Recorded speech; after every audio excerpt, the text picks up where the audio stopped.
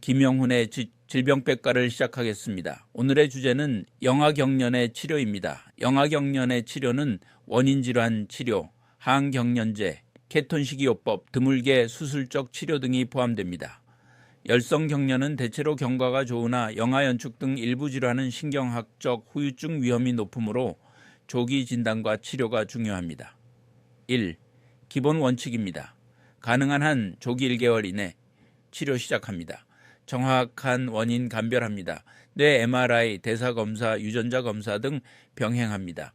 발작을 빠르게 억제하여 뇌 발달 손상 최소화를 목표로 합니다. 2. 약물 치료입니다. 뇌전증의 치료에서 가장 기본은 약물 치료입니다. 몇 년 동안 매일 그것도 하루 두세 번씩 약을 먹인다는 것은 간단한 일이 아니지만 경련을 하지 않게 된다면 해볼 만한 가치가 있습니다. 의사는 아이마다 경련의 모양, 뇌파 결과, 나이, 뇌전증의 종류와 아이의 특징을 이모저모 따져보고 가장 효과가 있고 부작용이 적겠다고 생각되는 약을 먼저 처방하게 됩니다. 최근에 효과적인 새로운 항경련제들이 많이 개발되었기 때문에 대부분의 뇌전증은 항경련제로 치료가 됩니다. 약물 치료로 효과가 없는 경우에는 케톤식이요법을 병행하거나 뇌전증 수술을 해주기도 합니다. 항경련제, 정제, 캡슐 또는 시럽으로 처방됩니다. 항경련제는 경련을 멈추도록 만들어진 것입니다. 그들의 대부분은 한두 가지 형의 경련만을 조절합니다. 그러나 일부의 약물은 광범위한 효과를 가지고 있습니다. 어떤 아이들에게는 약물이 매우 효과적으로 작용하여 그것을 복용하는 한 다시는 경련이 일어나지 않습니다. ACTH, 부신피질 자극 호르몬, 연가연축에서 가장 효과적이며 빠르게 발작을 억제합니다. 스테로이드제, 프레니소론의 경우 영아연축에서 ACTH 대신 사용 가능합니다. 부작용이 많습니다. 기타 항경련제, 미가바트린 3릴, 은결절성 경화증, TSC, 관련 연가경련에서 1차 선택 항경련제이며 결절성 경화증 동반 시 최우선 사용합니다. 레베티라체탐, 토피라마테 등도 보조적으로 흔하게 사용되는 항경련제입니다. 3. 식이요법입니다. 케톤 생성 식이요법이 사용되는데 고지방 저탄수화물 식단으로 약물에 반응하지 않는 연가연축에 매우 효과적일 수 있습니다. 전문 의료진 관리에 시작해야만 합니다. 4. 수술 치료입니다. 초기 진단 시 국소성 뇌병변이 확인되면 수술적 고려를 합니다. 예, 대뇌피질 이형성증, 뇌전증성 결절 등.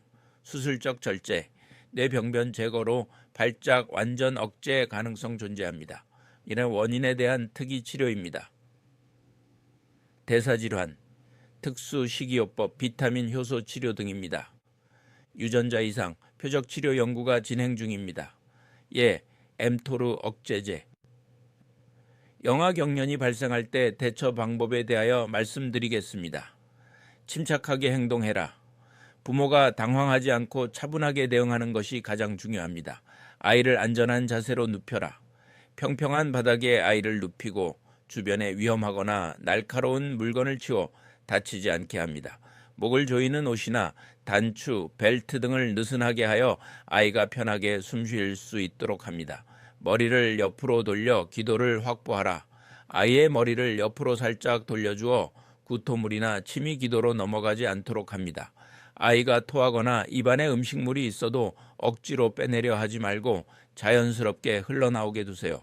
억지로 붙잡거나 주무르지 마세요. 경련 중인 아이의 팔다리를 억지로 펴거나 움직임을 멈추려고 하지 마세요. 오히려 다칠 수 있습니다. 입에 손가락이나 물건, 나무 막대를 넣지 마세요. 질식 위험이 있습니다. 아무것도 먹이지 마세요. 의식이 없는 상태에서 물이나 약 해열제 포함을 먹이면 기도로 들어가 위험할 수 있습니다. 해열제는 경련이 끝난 뒤 의식이 돌아온 후에만 먹이세요. 경련의 양상과 시간을 기록하세요. 경련이 언제 시작됐는지, 얼마나 지속되는지, 팔다리의 움직임, 눈의 상태 등을 관찰하려 기록하면 진료에 도움이 됩니다. 가능하다면 경련 모습을 촬영해 의사에게 보여주는 것도 도움이 됩니다. 경련이 멈추지 않거나 반복되면 즉시 병원에 가세요. 경련이 5분 이상 지속되거나 하루에 4번 이상 반복되거나 한쪽 팔다리만 움직이는 등 비정형적 증상이 있으면 즉시 119 구급대를 부르거나 응급실로 내원해야 합니다. 경련이 끝난 뒤에도 의식이 돌아오지 않거나 호흡에 문제가 있으면 즉시 응급실에 가세요. 영가경련의 후유증에 대하여 말씀드리겠습니다. 1. 지속적인 발달, 지연 및 장애입니다. 정상적인 발달, 단계 앉기, 걷기, 말하기 등가 크게 늦어지거나 정체됩니다. 지적장애, intellectual disability가 발생할 위험이 매우 높습니다. 영아기 이후에도 인지기능이 심하게 떨어질 수 있습니다. 2. 지속적인 뇌전증 이행입니다. 영아경련이 잘 조절되지 않으면 이후 소학이나 청소년기에 난치성 뇌전증, refractory epilepsy로 발전할 수 있습니다. 다른 형태의 뇌전증, 발작, 복합부분 발작, 대발작 등이 이어질 수 있습니다. 3. 행동 및 정신과적 문제입니다.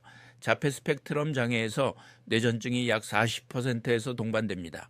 ADHD, 불안장애, 수면장애 등의 정신의학적 문제가 동반될 수 있습니다. 4. 운동기능 장애입니다. 뇌성마비, 세레브럴 팔시처럼 긍인장 이상 운동조절 문제를 남길 수 있습니다. 경직, 운동 둔화 등의 신경학적 장애가 지속될 수 있습니다. 5. 시각, 청각, 감각 기능 저하입니다. 시력이나 청력 문제가 동반되는 경우도 있습니다. 특히 뇌 손상 범위가 넓을 경우. 소아신경과 전문의 김영훈 교수였습니다.